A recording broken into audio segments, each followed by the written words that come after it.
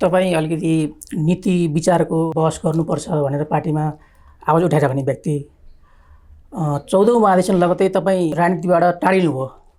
के यो बाटो चाहिँ किन रोज्नुभयो? मैले रोजेको भन्दा पनि यो परिस्थितिले सिर्जना गरेको अवस्था हो भन्ने मलाई लाग्छ। तपाईँले उठाउनु भएको यो 14औं महाधिवेशनको बेलामा चाहिँ मैले केही गम्भीर विषयहरू तर सूत्रबद्ध रूपमा चाहिँ मैले उठाएको चाहिँ थिएँ। म सम्झन्छु त्यतिखेर मैले उठाएको चाहिँ अहिले चाहिँ सरकार जस्तो चाहिँ चलेको चाहिँ छैन।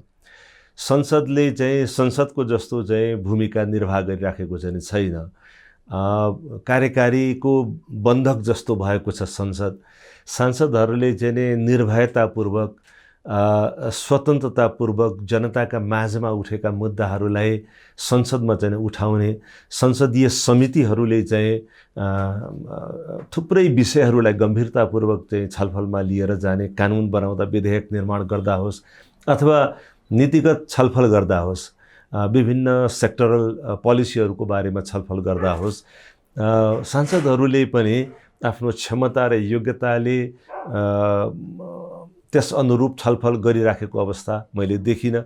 अनि पार्टीका विभिन्न नेता साथीहरूको चाहिँ सुविधाको निम्ति संसदका चाहिँ बहसहरू चाहिँ स्वतन्त्रतापूर्वक अथवा चाहिँ निर्भयतापूर्वक खुलापनले खुला दिमागले चाहिँ छलफल नभएपछि ती औपचारिकतामा सीमित हुँदै गए र संसद पनि तपाईँलाई चाहिँ कार्यकारी अङ्गको चाहिँ प्रभावमा परेको जस्तो देखियो। त्यो बेलामा उठेको एउटा गम्भीर विषय के थियो भने र आज पनि त्यो रेलेभेन्ट हो मलाई लाग्छ। न्याय क्षेत्रको अस्तव्यस्तता चाहिँ हाम्रो लोकतन्त्रको निम्ति यो प्रणालीको निम्ति चाहिँ एउटा चिन्ताको विषय बन्दै गएको चाहिँ थियो र आज अद्यापि यो विषय चाहिँ छँदैछ। म सम्झन्छु त्यतिखेरका अब न्यायाधीश भनौँ जो अहिले चाहिँ प्रधान न्यायाधीश चाहिँ बन्नुभयो, उहाँले न्याय क्षेत्रको सुधारका चाहिँ केही विषयहरू प्रतिवेदनको रूपमा बाहिर ल्याउनु भएको चाहिँ थियो, जहाँ न्याय क्षेत्रमा बिचौलियाहरूको चाहिँ बिगबिगीको चाहिँ कुरा चाहिँ थियो र न्यायाधीशहरूको नियुक्ति र चयनबाट नै न्याय क्षेत्रमा चाहिँ भ्रष्ट आचरणको चाहिँ प्रारम्भ हुन थालेको छ भन्ने एउटा गम्भीर विषय चाहिँ उठाइराख्नु भएको चाहिँ थियो। त्यसको सङ्केत चाहिँ तपाईँलाई न्याय परिषदमा अलिकति राजनीतिक हस्तक्षेप बढी भयो कि अथवा संवैधानिक परिषदमा पनि प्रधान न्यायाधीश बस्नु चाहिँ उपयुक्त छ कि छैन त्यो चाहिँ बहसमा ल्याउनुपर्छ भन्ने कुरा उहाँले गरिराख्नु भएको चाहिँ थियो। भनेपछि सर्वोच्च अदालतको न्यायाधीशको तहबाटै न्याय क्षेत्रमा भएको यत्रो ठुलो गम्भीर विचलनका चाहिँ विषयहरू चाहिँ उठिसके पछाडि न्याय क्षेत्रको अस्तव्यस्तता चाहिँ काङ्ग्रेस जस्तो पार्टीको निम्ति पनि यो पार्टीभित्र बहसको विषय चाहिँ बन्नुपर्दछ। तत्काल हामीले चाहिँ संसदलाई चाहिँ जीवन्त राख्ने, संसदको चाहिँ जीवन, यसको चाहिँ छलफल गर्ने शैली, यसमा चाहिँ भित्रिने चाहिँ विषयहरूलाई र स्वतन्त्रतापूर्वक र निर्भयतापूर्वक सांसदहरूले आफ्नो विचार जनताको चाहिँ भाषामा चाहिँ प्रस्तुत गर्ने र जनताको हितको निम्ति चाहिँ नीति निर्माण गर्ने ढङ्गको संसद बन्न सकेन भनेदेखि यो प्रणाली चाहिँ फेरि राजनीतिक पार्टीको शीर्ष नेतृत्वहरूको चाहिँ तपाईँलाई चाहिँ बन्धनभित्र चाहिँ यो पर्छ र यसले चाहिँ रस गुमाउँछ, यसले चाहिँ आफ्नो औचित्य चाहिँ गुमाउँछ भन्ने मलाई लागिरहेको चाहिँ थियो। मैले यो तीनवटा कुरा सरकार चाहिँ को अस्थिरता, गठबन्धनको सरकारहरू बडो अस्वाभाविक ढङ्गको चाहिँ प्रयोगहरू चाहिँ गर्ने, सरकारले चाहिँ प्रदान गर्नुपर्ने चाहिँ स्थिरता, नीतिगत चाहिँ तपाईँलाई चाहिँ एउटा आधारभूमि, त्यो आधारभूमिमा टेकेर चाहिँ विभिन्न क्षेत्रमा चाहिँ मानिसहरू क्रियाशील हुन सक्ने, खास गरी हाम्रो देशको चाहिँ अर्थतन्त्र चाहिँ जुन आन्तरिक चाहिँ कारणले पनि र बाह्य कारणले, अन्तर्राष्ट्रिय कारणहरूले पनि लगातार चापमा दबावमा पर्दै गइराखेको चाहिँ थियो। चाहे त्यो कोभिडको बेलाको चाहिँ तपाईँलाई अर्थतन्त्रको सङ्कुचनको कुरा होस् अथवा त्यस पछाडि पनि तपाईँलाई अहिले युक्रेनमा जारी युद्धका कारणले ग्लोबली डिस्रप्ट भएको आपूर्तिको चाहिँ स्थिति र त्यसबाट चाहिँ सिर्जना भएको चाहिँ चाहे त्यो क्यापिटलको फ्लोको चाहिँ कुरा होस् अथवा प्रविधिको चाहिँ प्रयोगमा चाहिँ देखिएको शिथिलताको कुरा होस्, यी विषयहरूमा चाहिँ पार्टीले गम्भीरतापूर्वक छलफल गर्नुपर्छ भन्ने मेरो भनाइ चाहिँ थियो त्यो बेलामा। र मैले अर्को कुरा पनि गम्भीरतापूर्वक उठाएँ।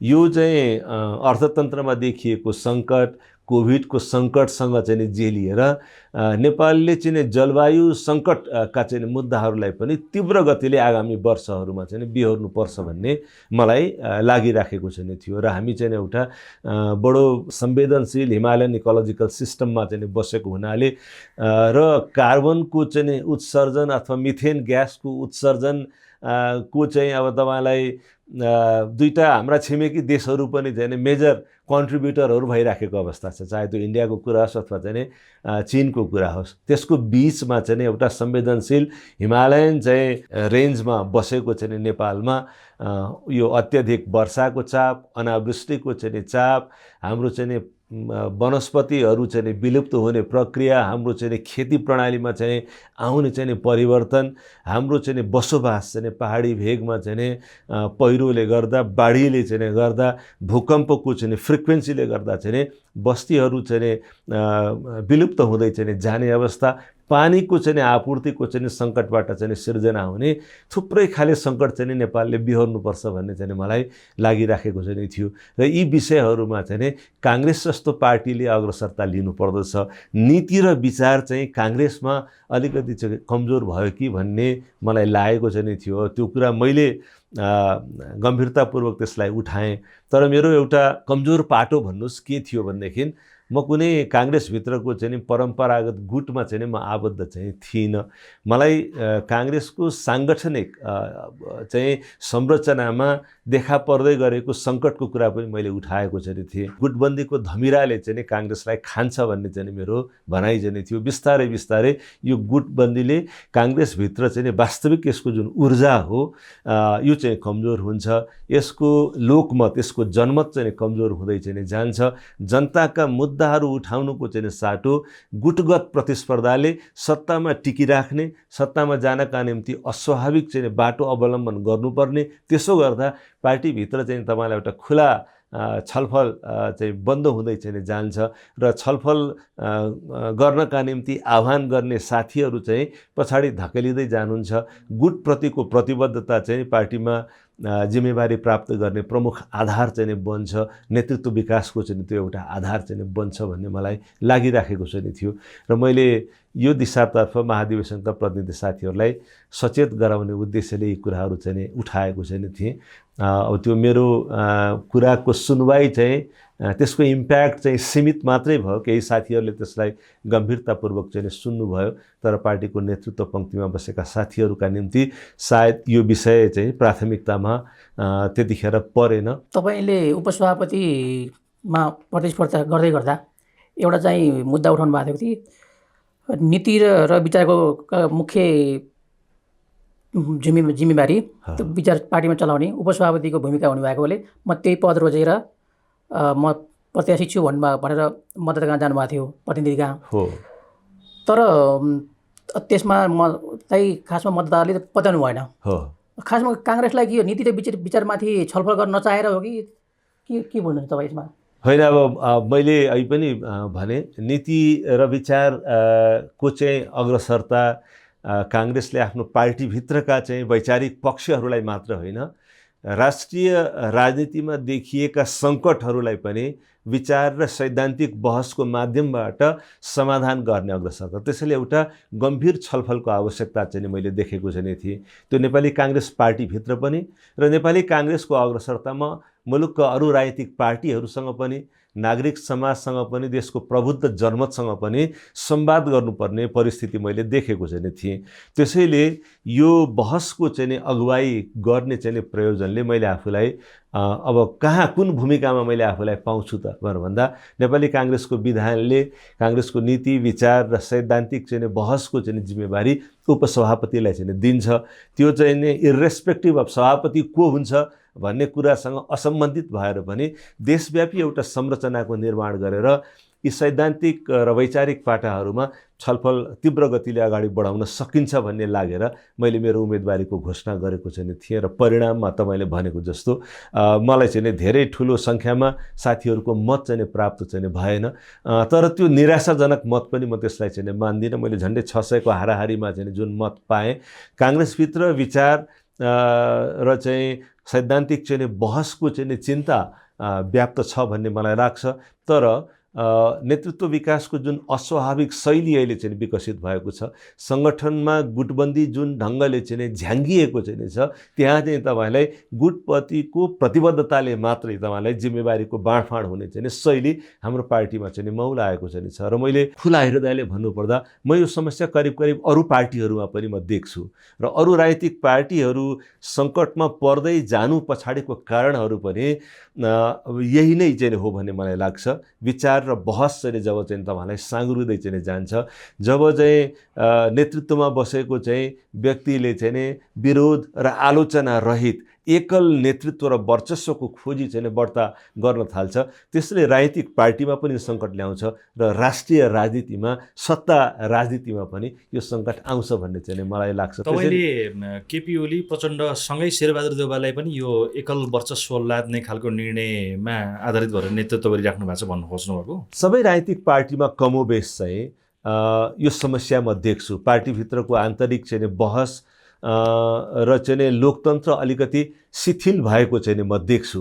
त्यसले चाहिँ हाम्रो पार्टीलाई पनि गाँजेकै चाहिँ छ र चाहिँ तपाईँलाई कम्युनिस्ट पार्टीहरूलाई त झन् तीव्रताका साथ गाँजेको चाहिँ छ। होइन भनेदेखि तपाईँलाई 2/3 झन्डै 2/3 बहुमत प्राप्त गरेको चाहिँ कम्युनिस्ट पार्टी चाहिँ फेरि विघटनको चाहिँ सङ्घारमा फेरि टुक्रा टुक्रा भएर चाहिँ जानुपर्ने अवस्था चाहिँ थिएन। सरकारलाई चाहिँ भर्चुअली संसदमा धेरै ठुलो विरोधको सामना नगरिकन काम गरिराखेको चाहिँ पार्टी पनि किन चाहिँ तपाईँलाई 3 टुक्रामा विभक्त भयो भनेर भन्दा आन्तरिक रूपमा चाहिँ बहस, नेतृत्वसँग चाहिँ खुलेर चाहिँ छलफल गर्ने र चाहिँ आफ्ना विचारहरूलाई अभिव्यक्त गर्ने चाहिँ ठाउँहरू साँगुरिँदै जाँदा ती आरोप र प्रत्यारोपमा चाहिँ परिवर्तित भएर गए र व्यक्तिगत चाहिँ तपाईँलाई असन्तुष्टि अथवा चाहिँ अभिमान पूर्ण दम्भपूर्ण चाहिँ तपाईँलाई अभिव्यक्ति र आरोपहरूको चाहिँ सिलसिलाले त्यो पार्टीभित्र चाहिँ विभाजन ल्यायो र हाम्रो पार्टी चाहिँ विभाजनको सङ्घारमा नपुगे पनि म अहिले पनि के देख्छु भनेदेखि त्यतिखेर महाधिवेशनको बेलामा पनि त्यसको तयारी गर्ने बेलामा पनि पार्टीभित्र चाहिँ एउटा हेल्दी डिबेटले चाहिँ स्थान पाइराखेको चाहिँ थिएन। गुटगत चाहिँ तपाईँलाई चाहिँ संवादहरू चाहिँ बढ्ता चाहिँ भए र त्यो गुटगत संवादमा चाहिँ लिएर दिने चाहिँ तपाईँलाई प्रक्रिया बढ्दै जाँदा पार्टीभित्रका समस्याहरूको निदान भएन र अहिले चाहिँ तपाईँलाई पार्टी महाधिवेशन भएको झन्डै अब 1.5 वर्ष भइसके पछाडि पार्टीको पदाधिकारी चाहिँ साथीहरू नै पार्टीभित्र अझ पनि तिनै समस्याहरूको बारेमा चाहिँ विषयहरू चाहिँ उठान गरिराख्नु भएको चाहिँ छ। त्यसैले यो समस्या चाहिँ हाम्रो पार्टीमा हिजो जबरजस्त ढङ्गले चाहिँ थियो, अरू पार्टीमा पनि चाहिँ थियो, अरू पार्टीहरू विभाजनतर्फ पनि चाहिँ गए। विभाजन भएका पार्टीहरूभित्र चाहिँ तपाईँलाई यो उकुस मुकुस बढेर फेरि त्यो भित्र नयाँ समीकरणहरूको निर्माण भएको पनि हामीले चाहिँ देख्यौँ, पुनर्गठनको प्रक्रिया भएको पनि हामीले देख्यौँ। तर हाम्रो पार्टीभित्र चाहिँ लगातार चाहिँ तपाईँलाई वैचारिक र नीतिगत चाहिँ फाँटमा बहसको चाहिँ अभाव, नेतृत्वले चाहिँ अलिकति चाहिँ पारदर्शितापूर्ण ढङ्गले, सहभागितापूर्ण ढङ्गले छलफल नगरेको हो कि भन्ने चिन्ता र यो चिन्ताकै परिदृश्यमा चाहिँ हाम्रो पार्टीले गुमाउँदै गरेको चाहिँ जनमतले चाहिँ हाम्रो पार्टीमा एक किसिमको चाहिँ सङ्कटको चाहिँ सङ्केत चाहिँ गर्छ। तर अब यति कुरा भनिसकेर पनि मैले चाहिँ यो सङ्कटलाई चाहिँ सङ्केत चाहिँ म गरिराखेको चाहिँ छु। तर यो सङ्कटबाट पार पाउन नसकिने परिस्थितिमा हामी छौँ भन्ने मलाई चाहिँ लाग्दैन। पार्टीभित्र अहिले पनि चाहिँ महाधिवेशनका प्रतिनिधि साथीहरू, जिल्लामा काम गर्ने चाहिँ साथीहरू, क्षेत्र क्षेत्रमा काम गर्ने साथीहरूसँग चाहिँ बहसको, विचारको, सिद्धान्तको, नीतिको, निष्ठाको, देशका चाहिँ मुद्दाहरू का समाधान गर्नका निम्ति लिनुपर्ने अग्रसरताका उपायहरू चाहिँ के हुन्, जनतासँग नकाटियोस् राजनीतिक पार्टीहरू, जनता के विषयमा छलफल गर्दैछन्, जनताले छलफल गरेको विषयभन्दा पृथक उभिएर पार्टीको चाहिँ साङ्गठनिक संरचना कहिले पनि बलियो चाहिँ हुँदैन। त्यसैले यस्तो महत्त्वपूर्ण नीतिगत प्रश्नहरू उठाइराख्नु भएको छ। नेपाली काङ्ग्रेसको लागि असाध्यै महत्त्वपूर्ण छ। यो बिचमा केन्द्रीय कार्य समितिमा केही थपगढ गर्ने कुराहरू पनि चले। कतिपय मान्छेहरू जो केन्द्र कार्य समितिमा थिएनन् उहाँहरूलाई समावेश गर्ने कुराहरू पनि चल्यो। तपाईँ त्यसमा छुट्नु भयो नि। मलाई त्यो कुराको चाहिँ चिन्ता भन्दा पनि जो साथीहरू हुनुहुन्छ उहाँहरूको मध्यबाट चाहिँ यो बहस उठोस् भन्ने चाहिँ मेरो आग्रह छ। म लगातार 25 वर्षभन्दा लामो अवधिसम्म चाहिँ सेन्ट्रल कमिटीमा म त थिएँ नि, मैले यी विषयहरू चाहिँ लगातार उठाएँ पनि, तर नेतृत्वले त्यो विषयलाई ग्रहण नगर्दा एउटा व्यक्ति हुनु र नहुनुको चाहिँ केही पनि चाहिँ फरक चाहिँ हुँदैन। म केन्द्रीय समितिमा हुँदैखेरि रामचन्द्रजीले नेतृत्व गर्नुभएको चाहिँ एउटा पार्टीको समूह, शेरबहादुरजीले नेतृत्व गर्नुभएको एउटा समूह चाहिँ बडो जबरजस्त ढङ्गले चाहिँ एउटा गुट बनाएर त क्रियाशील थियो नि। मैले कतिपय चाहिँ मेरा भनाइहरू चाहिँ गुटबाट चाहिँ सर्वथा निष्क्रिय भएर चाहिँ मैले चाहिँ यो गुटभन्दा पृथक भएर चाहिँ सोच्नुहोस्, चाहे त्यो यो पार्टीको विधान बनाउँदाको कुरा होस् अथवा चाहिँ अरू पार्टीहरूलाई हाम्रो पार्टीमा भित्र्याउँदा र त्यो भित्र्याउने प्रक्रियामा चाहिँ हामीले अवलम्बन गर्नुपर्ने नीतिको कुरा होस्, हामीले विभिन्न राजनीतिक दलहरूसँग यो चाहिँ सहकार्य गर्ने निर्णय गर्ने बेलामा होस्, माओवादीसँग चाहिँ गठबन्धन गरेर चाहिँ निर्वाचन लड्ने कुरा उठ्दा यो विषय चाहिँ मैले सेन्ट्रल कमिटीमा त्यतिखेर पनि उठाएको चाहिँ थिएँ। म सम्झन्छु पार्टीका पदाधिकारी साथीहरू मसँग व्यक्तिगत रूपमा भन्नुहुन्थ्यो कि तपाईँले कुरा जो उठाउनु भएको चाहिँ छ एकदम यो करेक्ट कुरा हो, हामी पनि यसको पक्षमा छौँ, तर अब पदाधिकारी भएको नाताले यो विषय चाहिँ म पार्टीको बैठकमा चाहिँ म यो विषयमा तपाईँलाई समर्थन गर्न सक्दिनँ भनेर भन्नुहुन्थ्यो।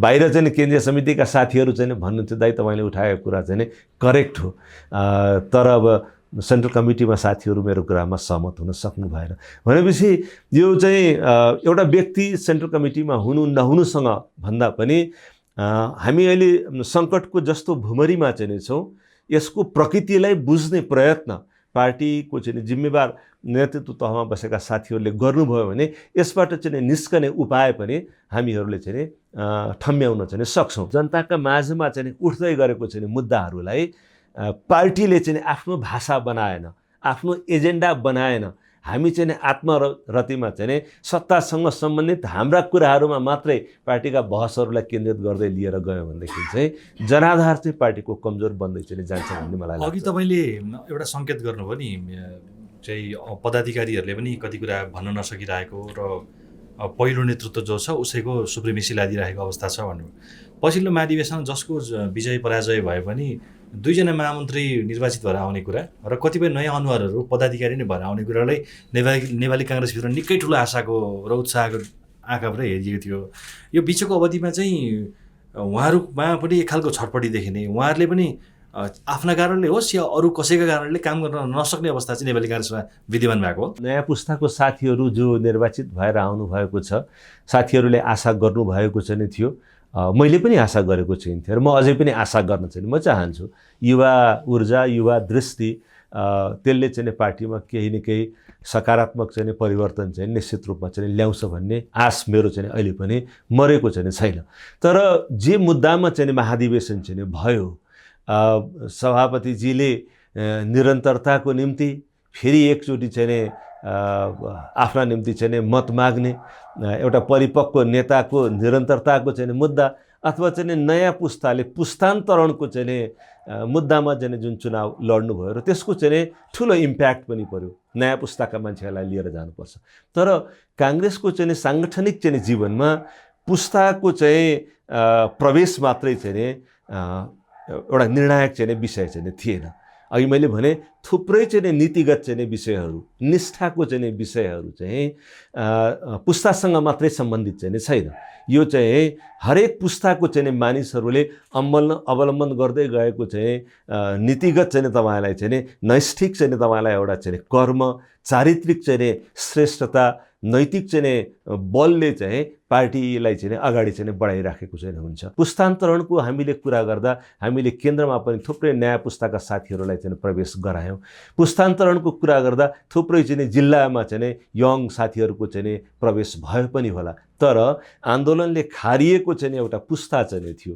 नीति र निष्ठामा चाहिँ जीवन अर्पण गर्नका निम्ति चाहिँ समर्पित एउटा पुस्ता चाहिँ थियो। त्यो चाहिँ तपाईँलाई चाहिँ हठात किनारा लाग्दा चाहिँ नीति, नैतिकता, समर्पण, सिद्धान्त, आदर्शको चाहिँ तपाईँलाई बहस पनि किनारा लाग्यो कि भन्ने चाहिँ चिन्ता हामीहरूले गर्नुपर्ने परिस्थिति चाहिँ म देख्दै चाहिँ छु। यो मुद्दा चाहिँ तपाईँलाई केवल नयाँ पुस्ताको प्रवेश भएपछि सबै कुरा ठिक हुन्छ भन्ने अर्थमा बुझिएको थियो भनेदेखि त्यो चाहिँ गल्ती चाहिँ थियो। यो पार्टीभित्र लोकतान्त्रिक चाहिँ तपाईँलाई चारित्रिक एउटा गुणको प्रवेश जरुरी चाहिँ थियो। अघि मैले भने पनि कि यो चाहिँ हाम्रो राष्ट्रिय राजनीतिमा पनि राजनीतिक पार्टीहरूमा पनि एक किसिमको चाहिँ एउटा प्रवृत्ति बढ्दो चाहिँ छ। आलोचनालाई चाहिँ पोजिटिभली डेमोक्रेटिकली त्यसलाई चाहिँ सहन चाहिँ नसक्ने, बरु आलोचनालाई चाहिँ फरक मतलाई निम्त्याउने उदारता देखाउनु पर्ने ठाउँमा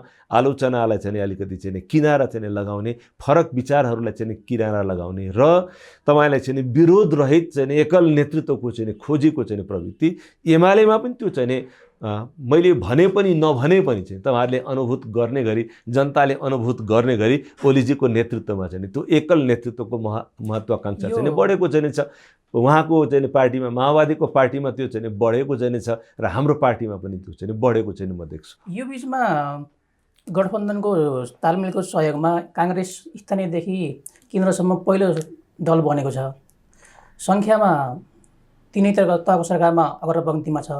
तर पनि यो निराशा चाहिँ काङ्ग्रेसमा, कार्यकर्तामा त्यो केन्द्रदेखि तलसम्म यो बढ्दै जानुको कारण चाहिँ के लाग्छ तपाईँलाई? वैचारिक र नीतिगत परिपक्वता बहस चाहिँ यथेष्ट नभइकन हामीले हठात गरेका निर्णयहरूबाट चाहिँ जन्मिएको चाहिँ यो स्थिति हो भन्ने मलाई चाहिँ लाग्छ। यो जस्तो प्रणालीमा हामी चाहिँ छौँ, यो प्रणालीले कहीँ न कहीँ सरकार बनाउनका निम्ति सहकार्यको माग चाहिँ गर्ला, तर चुनावमा जानुभन्दा अगाडि नै गठबन्धन बनाएर चाहिँ खास पार्टीहरू मिलेर चाहिँ सत्तामा चाहिँ जानका निम्ति गरिएको चाहिँ गठबन्धनले चाहिँ एउटा सहज परिस्थिति पार्टीभित्र चाहिँ निम्त्याउँदैन।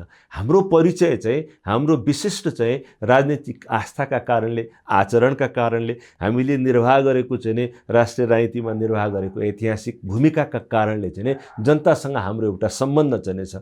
कार्यकर्ताहरूको चाहिँ साथीहरूको एउटा ठुलो पंक्ति, काङ्ग्रेसलाई चाहिँ समर्थन गर्ने बुद्धिजीवीहरूको एउटा ठुलो पंक्ति चाहिँ तपाईँलाई काङ्ग्रेसको चाहिँ जुन लोकतान्त्रिक चाहिँ मूल्य मान्यता चाहिँ छ, यसको चाहिँ तपाईँलाई चाहिँ सुशासनका निम्ति प्रतिबद्धताको यसको चाहिँ जस्तो सङ्कल्प चाहिँ छ, राष्ट्रियताको निम्ति र चाहिँ समाजको चाहिँ तल्लो चाहिँ तहका जनताको निम्ति, सामाजिक न्यायका निम्ति समाजवादलाई अवलम्बन गरेर चाहिँ काम गर्ने चाहिँ यसको प्रतिबद्धता चाहिँ छ र खुलापन र चाहिँ पारदर्शिताको जुन यसको चाहिँ चारित्रिक चाहिँ वैशिष्ट्य चाहिँ छ, त्यो चाहिँ तपाईँलाई ओझेलमा पर्ने गरी चाहिँ गठबन्धन चाहिँ बन्ने र जनताहरू चाहिँ कन्फ्युज हुने, हामीले चाहिँ मत हाल्ने चाहिँ पार्टी र उम्मेदवार को हो भन्ने परिस्थिति बनेको हुनाले चाहिँ राजनीतिक पार्टीका प्रति आम नैराश्य पनि बढेको चाहिँ देख्छु म र कार्यकर्ता पंक्तिमा पनि ठुलो नैराश्य चाहिँ छ।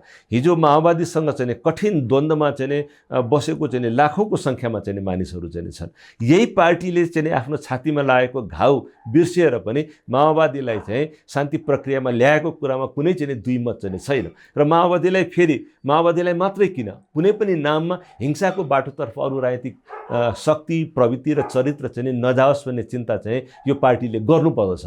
तर यसको अर्थ चाहिँ तपाईँलाई माओवादीको चाहिँ छुट्टै जुन उसको चाहिँ पृष्ठभूमि चाहिँ छ, उसको कार्यशैली चाहिँ छ, उसको चाहिँ वैचारिक चाहिँ जुन पक्ष चाहिँ छ, त्योसँग मिसिएर चाहिँ हामी चाहिँ जनतासँग चाहिँ जाँदा जनतामा चाहिँ व्याप्त भएको चाहिँ कन्फ्युजन, जनतामा व्याप्त भएको निराशा र हाम्रो कार्यकर्ता पंक्तिमा व्याप्त भएको निराशा, किनभने हामी छुट्टै हौँ, हामी पृथक हौँ। भोलि सरकार बनाउनु पर्दा माओवादीको पनि साथ चाहियो भने लिनुपर्छ भन्ने कुरामा दुविधा चाहिँ छैन। संविधानले हामीलाई चाहिँ त्यो ठाउँमा यसरी काम गर्नु भन्ने चाहिँ बाटो देखाएकै चाहिँ छ। तर जनताका माझमा आफ्नो परिचय लिएर जान पनि हामी चाहिँ जनतालाई समेत कन्फ्युज पार्ने गरी जाने, आफ्नै कार्यकर्तालाई कन्फ्युज पारेर जुन हामी चाहिँ जाँदै चाहिँ छौँ, यसले हामीलाई क्षति गर्छ भन्ने चाहिँ मेरो सुरुदेखिको मेरो धारणा चाहिँ थियो।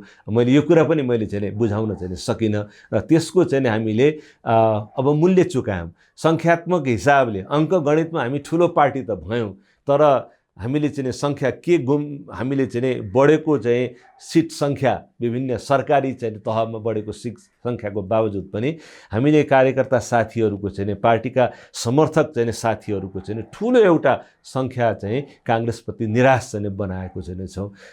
उनीहरू चाहिँ पार्टीको गतिविधिबाट आज चाहिँ निष्क्रिय भएको जस्तो, अब यो पार्टीबाट चाहिँ धेरै ठुलो आशा गर्न सकिँदैन कि भन्ने चिन्तामा बसेको जस्तो अवस्था चाहिँ म देख्छु। र यो पृष्ठभूमिमा चाहिँ म देशभरिका साथीहरूलाई के अनुरोध गर्न चाहन्छु भनेदेखि यो एउटा चाहिँ नि पासिङ फेनोमेनन हो, यो चाहिँ अस्थायी एउटा चाहिँ प्रवृत्ति हो। हाम्रो पार्टीमा चाहिँ देखिएको सङ्कटको चाहिँ एउटा प्रतिबिम्ब चाहिँ यो अस्थायी हो। काङ्ग्रेसले फेरि पनि चाहिँ देश र जनताको चाहिँ अधिकारको निम्ति, लोकतन्त्रको निम्ति लडेको आफ्नो जुन ऐतिहासिक चाहिँ जुन एउटा विरासत चाहिँ छ, खुलापन, समाजमा चाहिँ सबैको चाहिँ समान सहभागिता र अधिकारको पक्षमा काङ्ग्रेसले गरेको वकालतको चाहिँ जुन भूमिका चाहिँ छ, देशको चाहिँ अर्थतन्त्रलाई तीव्र गतिमा सुधार गरेर चाहिँ एउटा प्रतिस्पर्धी अर्थतन्त्र बनाउने, खुला अर्थतन्त्रको प्रयोगबाट चाहिँ सामाजिक न्यायलाई प्रत्याभूत गर्ने गरी तीव्र आर्थिक विकासको बाटोमा लैजाने जुन काङ्ग्रेसको चाहिँ भूमिका र अग्रसरता चाहिँ यसको चाहिँ छ, त्यसलाई निरन्तरता दिनका निम्ति चाहिँ काङ्ग्रेसलाई पुनर्सङ्गठित चाहिँ गर्ने, काङ्ग्रेसमा चाहिँ पुनर्जागरणको चाहिँ सम्भावना म फेरि पनि देखेको चाहिँ म देखिराखेको चाहिँ छु। र काङ्ग्रेसको चाहिँ समस्या साङ्गठनिक संरचनामा नेतृत्व तहमा देखिएको चाहिँ समस्या हो। यसलाई चाहिँ निदान हामीले गर्न सक्यौँ। नीतिगत र सैद्धान्तिक चाहिँ बहसमा चाहिँ अलिकति पछाडि धकेलिएको जुन हाम्रो अवस्था चाहिँ छ, त्यसलाई हामीले सुधार गर्न सक्यौँ भनेदेखि काङ्ग्रेस फेरि चाहिँ मुलुकको राजनीतिमा चाहिँ एकचोटि चाहिँ महत्त्वपूर्ण चाहिँ शक्तिको रूपमा यसले आफूलाई पुनर्स्थापित चाहिँ गर्न सक्दछ। यसो भनेर म अहिले आएका नयाँ राजनीतिक शक्तिहरूको चाहिँ भूमिकालाई कमजोरमा आँक्न चाहिँ चाहन्न। म केवल नेपाली काङ्ग्रेस पार्टीको चाहिँ ऐतिहासिक गरिमा र भूमिका र साङ्गठनिक शक्तिको चाहिँ पुनर्जागरण चाहिँ सम्भव छ भन्ने कुरालाई चाहिँ म सङ्केत गरिरहेको छु। रूपान्तरको यो मुद्दा उठ्दै गर्दा अहिले अलिक व्यापक रूपमा उठेको छ। काङ्ग्रेसको यो के सदस्यता वितरण प्रक्रिया, त्यसपछि उम्मेदवार छनौट प्रक्रिया, यो तालमेलको संस्कृति देखेर यसलाई चाहिँ टोटल्ली यसलाई बहिष्कार गर्नुपर्ने, तपाईँको विचारमा चाहिँ यो अहिले उठिरहेको मुद्दामा चाहिँ तपाईँको चाहिँ विश्लेषण के हो? काङ्ग्रेस होइन, अब अहिले उठिरहेका नयाँ नयाँ मुद्दाहरू सहज ढङ्गले सदस्यता दिने कुरा मा त अब दुईमत राख्ने कुरा भएन। तर मेरो भनाइ के हो भने अहिले भइराखेकै सदस्यहरू पनि 10 लाख सदस्य त अहिले पनि छन् नि। यो 10 लाखलाई चाहिँ 15 लाख बनाउने कुरा पनि महत्त्वपूर्ण होला। तर भइराखेको यो 10 लाखको चाहिँ शक्ति हामीले समग्रतामा परिचालन गर्न सक्यौँ कि सकेनौँ? हाम्रा चाहिँ नीतिगत अडानहरूले, साङ्गठनिक हाम्रा चाहिँ कार्यक्रमहरूले, नेताको चाहिँ उत्प्रेरणाले चाहिँ प्रेरणाबाट चाहिँ यो 10 लाख चाहिँ कार्यकर्ताहरूको समूह परिचालित भयो त? यो काङ्ग्रेस जस्तो पार्टीलाई चाहिँ देशका को चाहिँ विद्वत समाजले चाहिँ, बुद्धिजीवीहरूले चाहिँ, पत्रकार साथीहरूले चाहिँ जुन भरोसा गरेको चाहिँ थिए, त्यो उहाँहरूको सहयोग र समर्थनलाई हामीले परिचालन गर्न सक्यौँ त यो अवधिमा? मलाई लाग्छ भइराखेको समर्थनको यो आधार नै हामीले चाहिँ कमजोर बनाउँदै चाहिँ छौँ। त्यसैले चाहिँ अहिले नयाँ सदस्यता थप्ने, सहज ढङ्गले नयाँ मानिसलाई आकर्षण गर्ने भन्ने कुरा छँदैछ। तर आकर्षण गर्नका निम्ति चाहिँ जुन एउटा महत्त्वपूर्ण प्लाङ्क हो, हाम्रो सिद्धान्त, हाम्रो चाहिँ नैतिक र सुशासनको हाम्रो चाहिँ आधार, हाम्रो चारित्रिक चाहिँ श्रेष्ठता, हाम्रो चाहिँ वैचारिक चाहिँ अन्योलबाट चाहिँ मुक्ति, देशमा भइराखेको चाहिँ राष्ट्रिय समस्याहरूलाई समाधान गर्ने हाम्रो अग्रसरता, हाम्रो नेताका प्रति चाहिँ जनताको चाहिँ विश्वास, जनाधार त्यो बढेको छ त? त्यसलाई सुधार नगरिकन नयाँ नयाँ प्रयोगहरूले मात्रै ती विषयहरूको सम्बोधन चाहिँ हुँदैन। र मैले अहिले तपाईँलाई यो कुरा पनि भन्नुपर्छ कि नेपाली काङ्ग्रेस पार्टीभित्रको साङ्गठनिक समस्याको म जति तीव्रता र चाहिँ भित्रबाट चाहिँ आएको आवेगले म कुरा गरिराखेको चाहिँ छु, यो सँगै छ्यासमिस भएर मिसिएको छ राष्ट्रिय चाहिँ समस्याहरूमा जेलिएको चाहिँ छ। जस्तो अघि मैले भने सरकार चाहिँ सरकार जस्तो चलेको चाहिँ छैन। अहिले सरकार कसरी चल्छ? हाम्रो पार्टीको नेता, माओवादीको नेता, अर्को गठबन्धनमा भएका नेताहरू मिलेर उहाँहरूले जे निर्णय चाहिँ गर्नुहुन्छ, साँगुरो चाहिँ वृत्तमा भएको चाहिँ निर्णयको चाहिँ प्रतिबिम्बमा चाहिँ चलिराखेको चाहिँ छ सरकार। संसद चाहिँ तपाईँलाई चाहिँ मूलधारका चाहिँ पार्टीहरूले गरेको चाहिँ निर्णयमा कहिले के विषय चाहिँ प्रवेश गराउने, कहिले यसलाई चाहिँ बन्द गराउने, यो चाहिँ एउटा स्वतन्त्र चाहिँ सार्वभौम जनताको प्रतिनिधि संस्थाको रूपमा संसद चलेको चाहिँ छैन। मैले अघि पनि भने हिजो अस्तिसम्म चाहिँ न्याय क्षेत्रमा अस्तव्यस्तता भयो भनेर चाहिँ जुन न्यायाधीशले चाहिँ प्रतिवेदन पेश गर्नुभयो उहाँ अहिले प्रधान न्यायाधीश हुनुहुन्छ र अहिले प्रधान न्यायाधीशले चाहिँ न्यायाधीशहरूको नियुक्ति गर्नको निम्ति त्यही चाहिँ तपाईँलाई चाहिँ न्याय परिषदको संरचनामा भइराखेको चाहिँ गतिरोध चाहिँ बेहोरी राखेको चाहिँ हामी समाचार अहिले पढिराखेको चाहिँ छौँ। भनेपछि यी सबै समस्याहरूको सम्बोधन भएन भनेदेखि चाहिँ पार्टीभित्रको साङ्गठनिक चाहिँ सुधारको मात्रै कुरा गरेर हामी चाहिँ पार पाउँछौँ। देशको अर्थतन्त्रमा चाहिँ गम्भीर समस्या छ। काङ्ग्रेसको सङ्गठनमा सुधारको मुद्दामा मात्रै केन्द्रित भएर हामी पार पाउँछौँ। देशभित्र लगानी गर्न चाहने मानिसहरूले चाहिँ आज लगानी विथड्र गरिराखेको छन् कि भन्ने लगानीको शैथिल्य चाहिँ हामी देखिराखेको चाहिँ छौँ। अहिले हामी बाह्य मुद्राको सञ्चितको दबावमा छैनौँ, तर भित्र चाहिँ हामी चाहिँ समस्या छौँ भनेर बुद्धिजीवीदेखि लिएर अर्थविदहरू सबैले भनिरहेको हुनुहुन्छ। अहिले हाम्रो खास समस्या चाहिँ अर्थतन्त्रमा के हो? होइन, अहिले जे तपाईँहरूले लेख्दै हुनुहुन्छ बहसमा चाहिँ छ हाम्रो चाहिँ धेरै किसिमका ग्यापहरूमा हामी चाहिँ छौँ। हाम्रो साधन र स्रोत र हाम्रो चाहिँ खर्चको बिचमा चाहिँ अपत्यारिलो चाहिँ ग्याप चाहिँ बढ्दै गइराखेको चाहिँ छ होइन। हाम्रो चाहिँ राजस्व चाहिँ सङ्कलनमा एक किसिमको ह्रास आइराखेको चाहिँ छ। हाम्रो राजस्वले चाहिँ सामान्य हाम्रो चाहिँ प्रशासनिक खर्च चाहिँ धान्न पनि झन्डै झन्डै त्यसलाई मात्रै थेग्ने ढङ्गको राजस्व हामी परिचालन गर्न सकिराखेको चाहिँ छौँ। विकास गर्नका निम्ति हामीले चाहिँ ऋणमा चाहिँ निर्भर हुनुपर्ने अवस्था चाहिँ छ, बाह्य स्रोतमा निर्भर हुनुपर्ने चाहिँ आवश्यकता चाहिँ छ। त्यसले गर्दा चाहिँ यो चाहिँ अर्थतन्त्र निर्यात र चाहिँ आयातको बिचको चाहिँ बढ्दो ग्यापले गर्दा चाहिँ व्यापार घाटा जुन अत्यास लाग्दो ढङ्गको चाहिँ छ, यसले हामीलाई चाहिँ समस्यातर्फ चाहिँ धकेलिराखेको चाहिँ छ। हामीसँग ब्याङ्किङ सेक्टरमा चाहिँ अहिले त पैसाहरू थुप्रिराखेको चाहिँ छ, तर त्यसलाई लगानी गर्ने चाहिँ उत्साह यो चाहिँ इन्भेस्टमेन्ट क्लाइमेट चाहिँ अहिले चाहिँ हामी सबैले चाहिँ चाहेको जस्तो भइराखेको चाहिँ अवस्था चाहिँ छैन। ब्याङ्किङ सेक्टरमा चाहिँ कहिले तरलताको चाहिँ समस्या चाहिँ हुने, कहिले पैसा नहुने। अब अहिले चाहिँ पैसा अलिकति चाहिँ निक्षेपहरू चाहिँ परिचालन हुँदै गर्दा लगानी गर्नका निम्ति चाहिँ परिस्थिति चाहिँ अनुकूल चाहिँ छैन। ब्याज दरको चाहिँ उच्चताका कारणले चाहिँ लगानी गर्न सकिराखेको चाहिँ अवस्था चाहिँ छैन। भनेपछि चाहिँ अर्थतन्त्रमा यी थुप्रै संरचनागत समस्याहरू चाहिँ छन्। एउटा चाहिँ मनोविज्ञान अनुकूलको मनोविज्ञान चाहिँ जरुरी हुन्छ। हेर्नुहोस्, अर्थतन्त्र चाहिँ केवल पैसाको चाहिँ खेल मात्र चाहिँ होइन। लगानी गर्ने चाहिँ पैसा जुटाएर कहीँबाट ल्यायो, लगानी गरिदियो र विकास हुन्छ भन्ने कुरा होइन। यो विकासको प्रक्रियामा सरकार जोडिनु पर्दछ। लाखौँको सङ्ख्यामा चाहिँ तपाईँलाई चाहिँ लगानी गर्ने साना साना लगानीकर्तादेखि चाहिँ ठुला लगानीकर्ताहरू चाहिँ जोडिनु पर्दछ। आम चाहिँ तपाईँलाई किसानहरू चाहिँ जोडिनु पर्दछ, तपाईँलाई चाहिँ श्रमिकहरू चाहिँ जोडिनु पर्दछ, देशभित्रको चाहिँ ब्याङ्किङ सेक्टर चाहिँ जोडिनु पर्दछ। साना आम मानिसहरू जसले चाहिँ बचत गरेर चाहिँ आफूले चाहिँ गरेको चाहिँ बचतलाई चाहिँ तपाईँलाई चाहिँ त्यो लगानी योग्य रकम बनाउनका निम्ति चाहिँ उनीहरूले सञ्चय गर्ने चाहिँ प्रवृत्ति चाहिँ बलियो हुनुपर्दछ। सरकारको प्रेडिक्टेबल नीति हुनुपर्दछ। सरकारको चाहिँ कानुनले चाहिँ संरक्षण गर्छ हाम्रो लगानीलाई भन्ने चाहिँ हुनुपर्दछ। सरकारको चाहिँ कानुन र नीति मात्र भएर चाहिँ पुग्दैन, व्यवहारमा त्यसलाई कार्यान्वयन गर्नका निम्ति प्रशासन संयन्त्र चाहिँ तपाईँलाई इन्भेस्टमेन्ट फ्रेन्डली हुनुपर्दछ। आज पनि हाम्रो चाहिँ प्रशासन संयन्त्र चाहिँ ससाना चाहिँ तपाईँलाई प्रशासनिक झन्झटहरू चाहिँ सिर्जना गरिदिए र लगानी गर्न चाहने मानिसहरूलाई चाहिँ हतोत्साहित गरिराखेको चाहिँ तपाईँलाई चिन्ता हामी चाहिँ निजी क्षेत्रबाट चाहिँ सुनिराखेको अवस्था चाहिँ छ।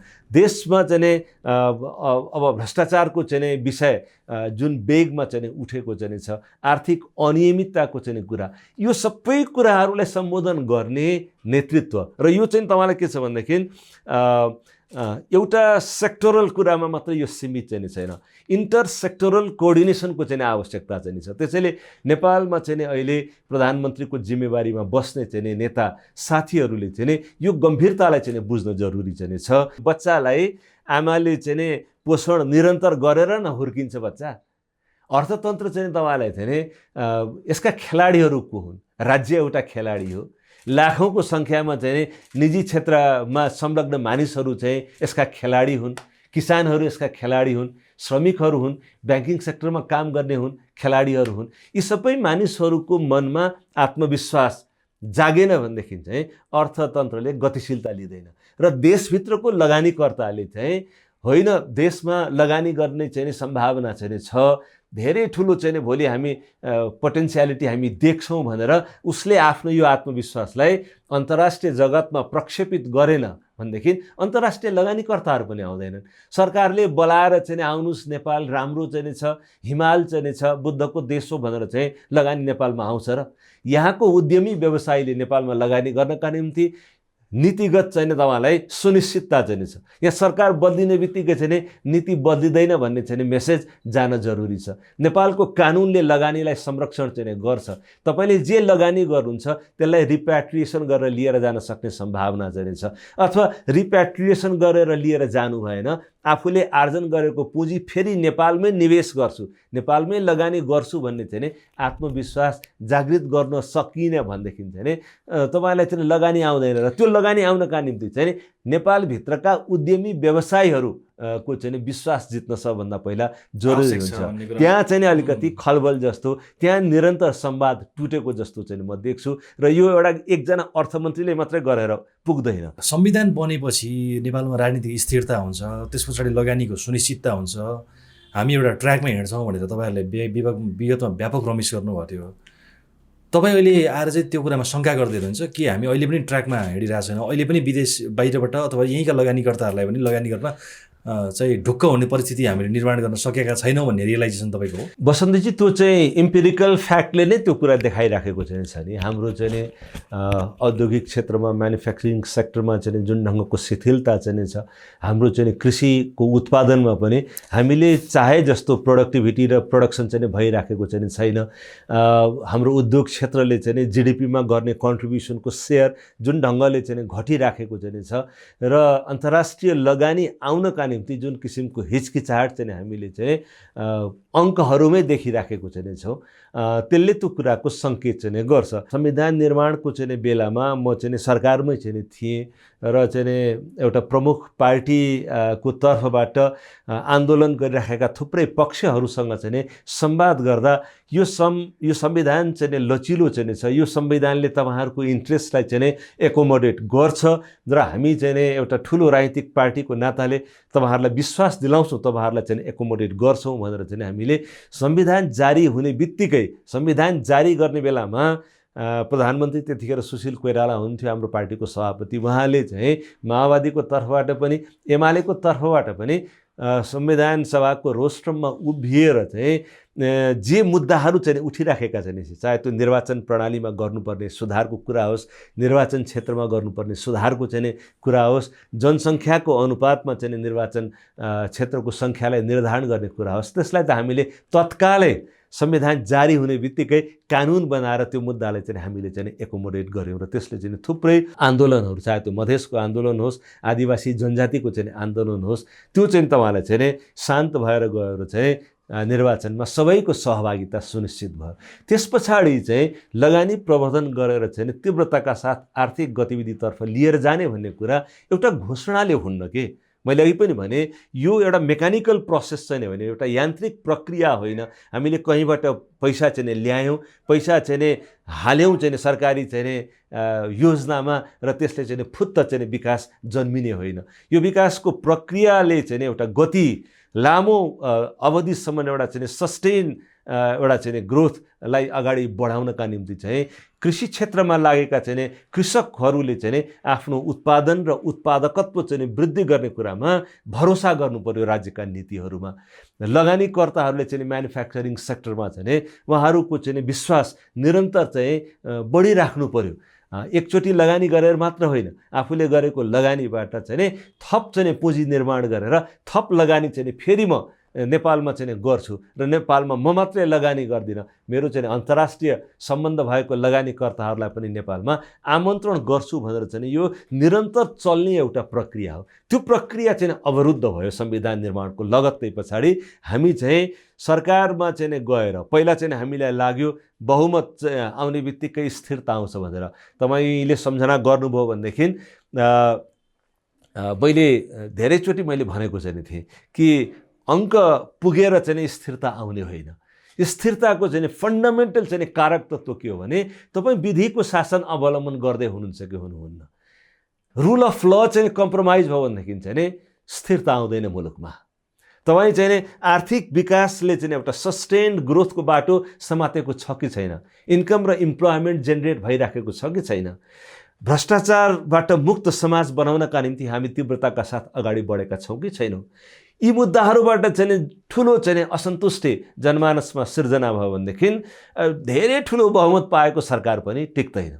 तपाईँ संवाद गरिराख्नु भएको छ कि छैन, लोकतान्त्रिक संवाद आफ्नै पार्टीभित्र पनि संवाद गरिराख्नु भएको छ कि छैन। अस्तिको ओलीजीको सरकार चाहिँ काङ्ग्रेससँग संवाद नगरेका कारणले ढलेको हो र? उहाँले आफ्नै पार्टीभित्र पनि संवाद गर्न सक्नु भएन। लोकतन्त्रले चाहिँ सरकार र जनताको बीचमा निरन्तर संवादको माग गर्छ। लोकतन्त्रले पार्टीभित्र संवादको माग गर्छ। लोकतन्त्रले पार्टीभित्र संवादको माग गर्छ। पार्टीभित्रको कुरा गर्दा तपाईँमाथि एउटा प्रश्न काङ्ग्रेसभित्र चर्चा हुन्छ कि खास गरेर गिरिजाप्रसाद सुवेदीसँग धेरै नजिक रहेर काम गर्नुभयो, त्यसपछि उहाँहरूको उत्तराधिकारी भएर जो आए उहाँहरूलाई तपाईँले नेता मान्न सक्नु भएन। 14औं महाधिवेशनमा म केही गम्भीर मुद्दाहरू उठाएर मैले आफ्नो उम्मेदवारी घोषणा गरेँ। यो गम्भीर मुद्दा उठाउनका निम्ति चाहिँ मलाई कुनै गुट को चाहिँ सहयोग चाहिँ आवश्यक चाहिँ थिएन। मैले पनि सायद चाहिँ भने होला, मैले सिधा प्रत्यक्ष तपाईँलाई चाहिँ महाधिवेशनका साथीहरूलाई भने, सम्बोधन गरेँ र मैले पार्टीभित्रको सङ्कटको कुरा मैले गरेँ र 3वटा स्रोतबाट चाहिँ सङ्कटहरू आउँदैछ भन्ने कुरा मैले भने। एउटा पार्टीभित्रको चाहिँ हाम्रो आन्तरिक चाहिँ साङ्गठनिक चाहिँ जुन कमजोरीहरू चाहिँ छ, यसले सिर्जना गर्ने चाहिँ द्वन्द्व र त्यो द्वन्द्वले चाहिँ राष्ट्रिय राजनीतिमा चाहिँ निम्ति आउने सङ्कटको कुरा मैले चाहिँ गरेँ। मैले राष्ट्रका चाहिँ आधारभूत 3वटा स्तम्भहरू सरकार, संसद र न्याय क्षेत्रमा आउँदै गरेको सङ्कटको मैले चाहिँ कुरा गरेँ र मैले चाहिँ यो सबैभन्दा चाहिँ टाढा चाहिँ जलवायु सङ्कट, यी सबै कुरासँग जेलिएर चाहिँ आउँछ। यसको व्यवस्थापन गर्ने चाहिँ कौशल चाहिँ राष्ट्रले देखाएन, राज्यले चाहिँ देखाएन भनेदेखि यसले धेरै ठुलो सङ्ख्यामा जनतालाई चाहिँ प्रभाव चाहिँ पार्छ। हाम्रो उत्पादन प्रणालीलाई पनि, हाम्रो बायोडाइभर्सिटीलाई पनि यसले प्रभाव पार्छ भने स्पष्ट गर्नुभएको छ। यो कुरा भन्नको लागि जस्तो तपाईँले कार्यकर्ताहरूलाई, महाधिवेशन प्रतिनिधिहरूलाई कन्भिन्स गर्न जति समय खर्च गर्नुभयो, त्यस्तै समय र केही ऊर्जा चाहिँ तपाईँले आफ्ना पार्टीका केन्द्र समितिका अनि अलिकति उच्च स्तरका नेताहरूलाई पनि यो कुरा यस्तो विषय छ, यो गम्भीर विषय छ, त्यसैले तपाईँ हामी मिलौँ भनेर भन्नु भएन? होइन, भने नि मैले त अहिले पनि मैले भनिराखेको चाहिँ छु र मैले चुनावको बेलामा पनि भने म चाहिँ चुनाव लड्न चाहन्छु, मलाई चुनाव लड्ने अवसरबाट वञ्चित नगर्नुहोस् भनेर चाहिँ मैले मेरो पार्टीको सभापतिलाई पनि भने। मलाई चाहिँ तपाईँहरूले चुनावमा लड्न नदिनुपर्ने केही पनि कारण चाहिँ छैन।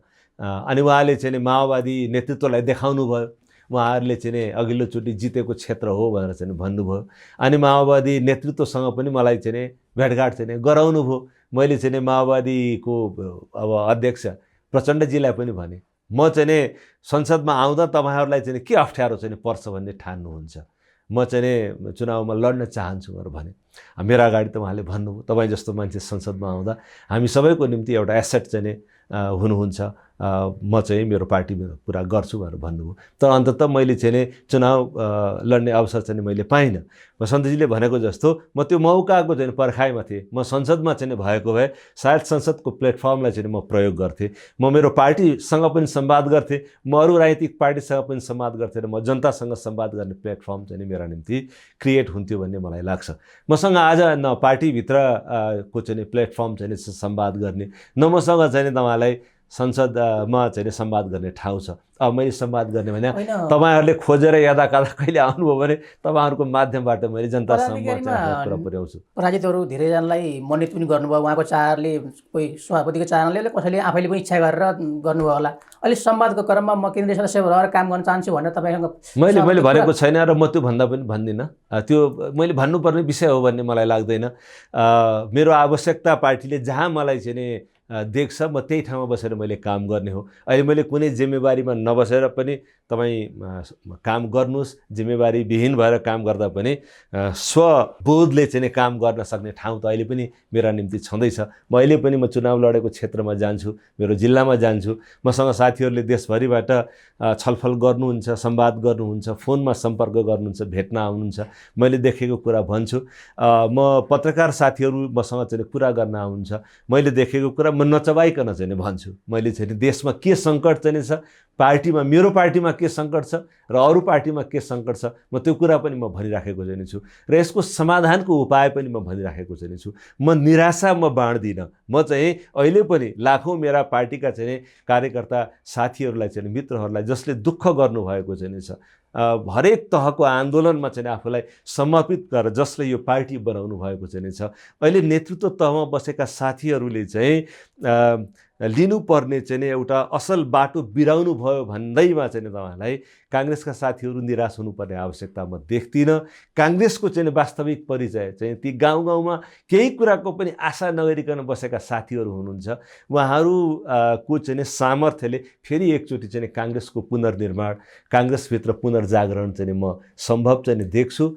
यो अवधिमा नयाँ पार्टीहरू पनि उदय उनीहरूको चाहिँ भएको चाहिँ छ, उनीहरूले पनि आफ्नो भूमिका चाहिँ निर्वाह चाहिँ गर्लान्। आज चाहिँ काङ्ग्रेसले चाहिँ अलिकति आफ्नो नीतिगत चाहिँ अस्पष्टताका कारणले जनाधार चाहिँ जुन गुमाइराखेको चाहिँ छ, त्यसमा प्रवेश गरेका चाहिँ नयाँ पार्टीका साथीहरूले चाहिँ आफूलाई बलियो बनाउन सक्नुहोस्, मेरो शुभकामना चाहिँ छ। म फेरि पनि चाहन्छु काङ्ग्रेसले रिगेन गरोस् आफ्नो चाहिँ त्यो गुमेको चाहिँ जनाधारलाई चाहिँ रिगेन गर्नका निम्ति चाहिँ काङ्ग्रेसले आफ्नो नेतृत्वमा, नीतिमा, विचारमा, सैद्धान्तिक चाहिँ निष्ठामा, चारित्रिक चाहिँ आचरणमा, सुशासनको चाहिँ मुद्दामा, भ्रष्टाचार मुक्त समाजको प्रतिनिधित्व गर्ने चाहिँ विषयमा चाहिँ काङ्ग्रेसले चाहिँ अग्रसरता लियो भनेदेखि काङ्ग्रेसको लस्ट ग्राउन्ड चाहिँ चौधौँ महाधिवेशन पछाडि अगाडि पनि उठिराखेको कुरा, सभापतिले विधान मिच्नु भन्ने कसैले भनिरहेको हुन्थ्यो, अहिले पनि विधानअनुसार काम भएको छैन।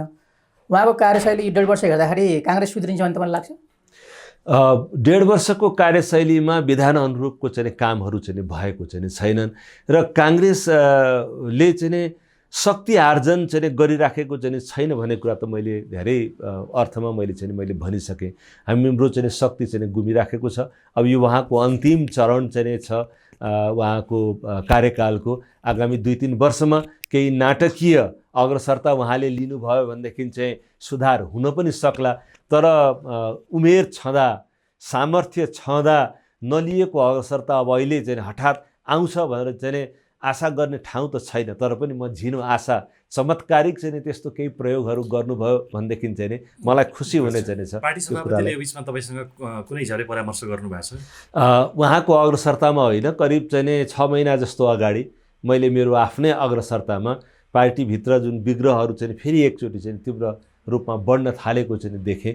मैले चाहिँ एकचोटि उहाँसँग भेट्ने प्रयत्न मैले गरेको चाहिँ थिएँ र चाँडो साथीहरूसँग संवादमा चाहिँ बस्नुहोस्, केन्द्रीय कार्य समितिको चाहिँ बैठकबाट हुन्छ, अनौपचारिक ढङ्गको छलफल गरेर चाहिँ हुन्छ, साथीहरूको माझमा चाहिँ उठेको। अहिले फेरि विधान बन्दैखेरि पनि मैले भनेको चाहिँ थिएँ कि तपाईँलाई भोलि पर्सि हेर्नु होला, यो विधानले सजिलो चाहिँ बन्न दिँदैन। जुन सङ्ख्याको चाहिँ केन्द्रीय कार्य समिति बनेको छ, हत्तपत्त तपाईँले यो चाहिँ बनाउन सक्नुहुन्न, तपाईँले चाहिँ बैठक बसाउन सक्नुहुन्न। त्यस पछाडि हुने के हो भनेदेखि केन्द्रीय कार्य समिति विधिवत नबसेपछि तपाईँलाई अनौपचारिक तवरले चाहिँ साना साना गुटहरूको चाहिँ समूह चाहिँ बस्छ र तपाईँले पनि निर्णय गर्दा पदाधिकारीहरू र केही चिनिएका चाहिँ साथीहरूलाई डाकेर निर्णय गर्नुपर्ने बाटोमा जानुहुन्छ, जो चाहिँ संस्थागत निर्णय प्रक्रियाको चाहिँ विरुद्धमा हुन्छ। त्यसैले जुन अहिले यो विधान बनाउँदै हुनुहुन्छ, यो विधान काङ्ग्रेसको निम्ति चाहिँ प्रत्युत्पादक हुन्छ। यो विधानले चाहिँ ठुलो सङ्ख्यामा जिल्लामै पठाउनु पर्ने, देश चाहिँ सङ्घीयतामा गएको चाहिँ छ, हामी पनि सङ्घीयताको चाहिँ अवलम्बन गर्छौँ भनेर भन्छौँ। तर विधानमा चाहिँ के गर्यौँ भने केन्द्रमा चाहिँ 85 जना भएको चाहिँ केन्द्रीय कार्य समितिलाई बढाएर चाहिँ हामीले 170 भन्दा माथिको केन्द्रीय समिति बनायौँ। जिल्लाका नेता साथीहरूलाई पनि सोरेर केन्द्रमा ल्यायौँ। सङ्घीयताले चाहिँ अपेक्षा के गर्छ भने केन्द्रका साथीहरू पनि जिल्लातिर जानुहोस्, जिल्लाका संरचनाहरू बलियो हुन्, साधन स्रोत चाहिँ तलतिर चाहिँ पट्टि चाहिँ जाओस्, जनशक्ति तलतिर चाहिँ जाओस्, अधिकार तलतिर जाओस् भन्ने बेलामा चाहिँ हामीले हाम्रो पार्टीको विधानमा चाहिँ के गर्यौँ भनेदेखि केन्द्रीय कार्य समिति केन्द्रका नेताहरूको सङ्ख्या नै ठुलो बनायौँ। जुन प्रणाली अवलम्बन गरेको छौँ, संसदीय प्रणाली, यो संसदीय तपाईँले देखाउनु भएको समस्यामा के रेस्पोन्स गर्नुभयो त सभापतिले? उहाँले सुन्नुभयो चाहिँ कुरा। अब सधैँको जस्तो उहाँको चाहिँ धेरै बहसमा चाहिँ रुचि राख्नुहुन्न हाम्रो सभापतिज्यू। कुरा चाहिँ नि सुन्नुहुन्छ, त्यो धैर्यता चाहिँ नि उहाँले देखाउनुहुन्छ। र खास गरी अब मेरो उहाँसँग चाहिँ धेरै लामो चाहिँ नि 40औं वर्षको चाहिँ एसोसिएसन भएका नाताले मेरा कुरालाई चाहिँ गम्भीरतापूर्वक चाहिँ सुन्नुहुन्छ। यो कुरा चाहिँ मैले भन्नुपर्दछ। मैले बोल्न खोज्दा, मैले केही कुराहरू भन्न खोज्दा सेन्ट्रल कमिटीमा चाहिँ उहाँले मलाई कहिले पनि अवरोध चाहिँ गर्नु भएन। आउट अफ द वे गएर पनि मलाई भन्ने, मेरा कुराहरू चाहिँ सुन्ने चाहिँ उहाँले चाहिँ गर्नुहुन्थ्यो। अब कुरा चाहिँ सुन्ने र भन्ने चरणमा अहिले हामी चाहिँ छैनौँ।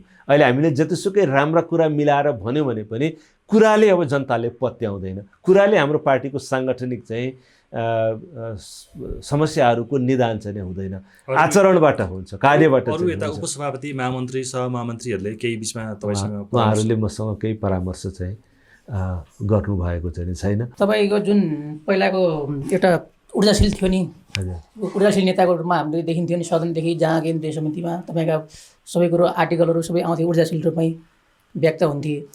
त्यही ऊर्जा अब तपाईँको सकिएको सकिँदैन होइन। अब अहिले मैले कहाँ बोल्नु भन्नु न। अब मैले अगाडिको राजनीति के हुन्छ यसभन्दा अगाडिको होइन। अब मैले पर्खिनुपर्छ नि। फेरि महाधिवेशन हुँदा म महाधिवेशनको प्रक्रियामा चाहिँ नि मैले आफूलाई म तयारी गर्छु, मैले आफ्ना कुराहरू चाहिँ म राख्छु। महाधिवेशनको तयारी गर्दा अब त होइन, अब त हेरौँ। अब यो हामीले केवल घोषणा मात्रै गरेर पुग्नेमा समस्या के हो भनेदेखि म व्यक्तिका रूपमा म कहाँ पुग्छु भन्ने चाहिँ नै मुद्दा चाहिँ होइन कि म कहाँ रहन्छु भन्ने कुरा होइन। मेरो समग्र पार्टीको थट प्रोसेसमा चाहिँ नै परिवर्तन आउँछ कि आउँदैन भन्ने कुरा हो। अस्तिको महाधिवेशन चाहिँ एउटा आवेगमा चाहिँ भयो नि त। अहिले पनि मैले भने पुस्तान्तरणको बहसले चाहिँ तीव्रता लियो। एकातिर चाहिँ शेरबहादुरजीले निरन्तरता पाउनुपर्छ, परिपक्व नेता भनेर चाहिँ तपाईँको क्रियाशीलतामा कमी आउँदैन, निश्चित रूपमा आउँदैन। किन तर अब अहिले त मैले त्यसै उफ्रिएर चाहिँ नि अब गणेश मान्जीले भन्नुहुन्थ्यो नि कि एउटा केही काम नभए बाँदर चाहिँ नि एउटा हाँगाबाट अर्को हाँगामा उफ्रिएर मात्रै त केही भएन नि त। अब मैले प्लेटफर्म चाहिँ नि मसँग चाहिँ छैन। अहिले म संसदमा भएको भए तपाईँले चाहिँ मलाई सधैँ यस्तै बहसहरूमा चाहिँ केन्द्रित देख्नुहुन्थ्यो। संसदमा जे भइराखेको छ त्यसमा चाहिँ नै मेरा बाहिरबाट देख्दा आज मैले यति असन्तुष्टि म प्रकट गर्छु भने संसदमै भएको भए चाहिँ नि म कति असन्तुष्टि व्यक्त गर्थेँ होला। सरकारसँग सम्बन्धित मुद्दाहरू, राष्ट्रका महत्त्वपूर्ण नीतिगत मुद्दाहरूमा चाहिँ म कति चाहिँ भन्थेँ होला। तर अब अहिले मलाई भन्ने ठाउँ चाहिँ छैन, मसँग त्यो स्पेस चाहिँ छैन।